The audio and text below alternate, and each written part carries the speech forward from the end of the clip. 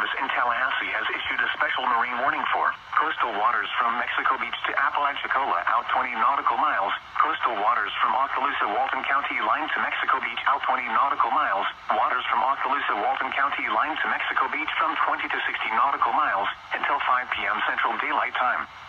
At 3:24 p.m. Central Daylight Time, strong thunderstorms were located along a line extending from 27 nautical miles north of Panama City Beach to 10 nautical miles northeast of Highway 331 Bridge to 10 nautical miles northeast of Mid-Bay Bridge, moving south at 25 knots. Hazard, wind gusts to nearly 50 knots. Source, radar indicated. Impact, expect wind gusts in excess of 34 knots, suddenly high waves, frequent lightning, and heavy downpours. Make sure all on board are wearing life jackets. Locations impacted include Santa Rosa Beach, Mexico Beach, Panama City Beach, Laguna Beach, Sandestin, Miramar Beach, and Port St. Joe. Frequent lightning is occurring with these storms.